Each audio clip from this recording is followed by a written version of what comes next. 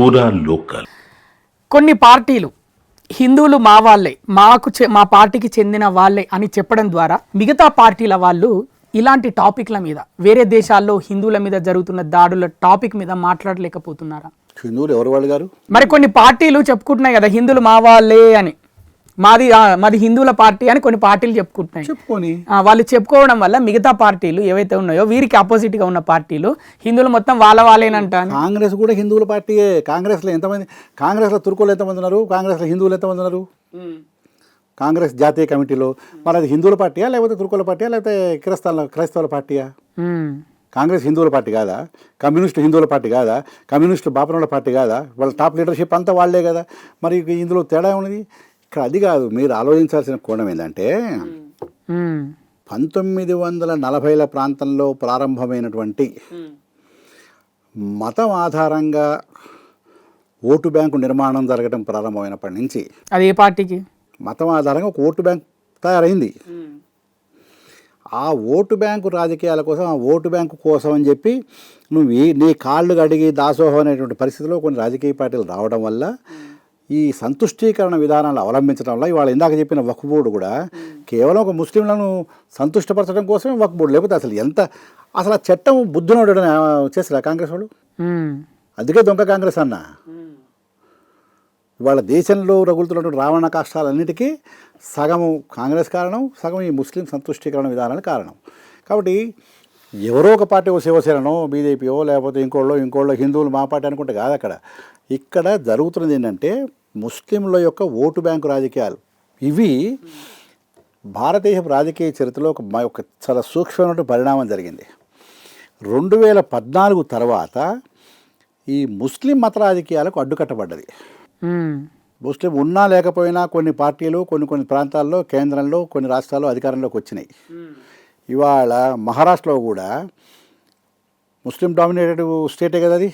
మరి ఇవాళ ముస్లింలు కాదని వేరే పార్టీలు ఎట్లా వచ్చినాయి అధికారంలోకి? అంటే కొంతేమో 2014 తర్వాత ఈ మేము కూడా మారకపోతే మా బతికింతే అనేటువంటి ఒక సెల్ఫ్ రియలైజేషన్ పార్ట్ కొంత ఆ సమాజంలో, ఆ ముస్లిం కమ్యూనిటీలో.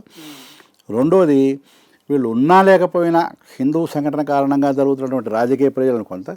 2014 తర్వాత ఎవరు ఒక రీసెర్చ్ చేస్తే ది పోలరైజేషన్ అంటాం దాన్ని. పోలరైజేషన్ అంటే సామాజిక సమీకరణముల యొక్క కూర్పు మార్పు. ఈ పోలరైజేషన్ కారణంగా జరిగినటువంటి పరిణామాల కారణంగా ఇవాళ భారతదేశపు రాజకీయ చరిత్రలో ఒక నూతన అధ్యాయం ప్రారంభమైంది. ఒక 70 సంవత్సరాల పాటు నేను ఎన్ని తప్పులు చేసినా, నేను ఎన్ని అగమ్యగోచరమైనటువంటి చట్టాలు చేసినా, ఎంత అసంబద్ధమైనటువంటి ఇవి పట్టుకొచ్చినా, నాకు మా బస్తీలో ఒక 20 మంది తురకలు ఉన్నారు, వీళ్ళు నాకు ఓట్లు వేస్తారు, నేను గెలిచిపోతే నేను కార్పొరేట్ అవుతా, నేను ఎమ్మెల్యే అవుతా, నేను ఎంపీ అవుతా, నేను మంత్రి అవుతా. ఈ రాజకీయాలకు 2014 నుంచి స్వస్తి పలికింది.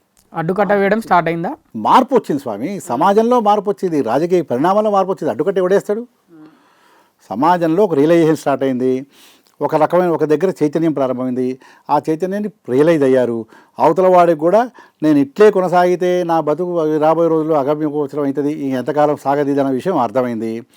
రెండోది, నేను బలంగా ఉన్నా, నువ్వు భారతదేశ పౌరుడివి, నువ్వు ముస్లిమా, క్రిస్టియనా, హిందువా, బౌద్ధ, సిక్క, జైన, తర్వాత you are fundamentally you are a citizen of this country, you have to abide by the law of this country అని ఎప్పుడైతే వాడిని మొహం మీద చెప్పినో పిచ్చి మొదట్లో ఆరోపణ చేశారు, అరిచారు.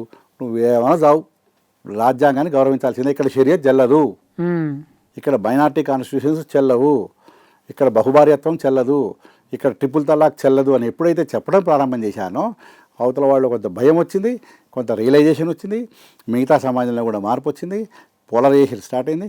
ఈ రాజకీయ పరిణామాలపైన కూలంకషంగా విశ్లేషణ జరగాలి, చేయటంలా. ఎందుకంటే ఇంకా కొన్ని వెస్టెడ్ ఇంట్రెస్ట్ దీన్ని అడ్డుకుంటున్నాయి. అందులో భాగమే మొట్టమొదటిగా మనం మాట్లాడుకున్నటువంటి వక్ఫ్ బోర్డు యొక్క గతంలో వచ్చినటువంటి చట్టం. కాబట్టి వక్ఫ్ బోర్డు పోవాలి. బంగ్లాదేశ్లో జరుగుతున్నటువంటి, పాకిస్తాన్లో జరుగుతున్నటువంటి, ఆఫ్ఘనిస్తాన్ తదితర ప్రాంతాల్లో జరుగుతున్నటువంటి రిలీజియస్ హిందువులపైన దాడులు ఆపడానికి మనందరం సంఘటితం కావాలి. ఇక్కడి నుంచి కొంత వాళ్ళకి సాలిడారిటీ ప్రకటించాలి, సంఘీభావం.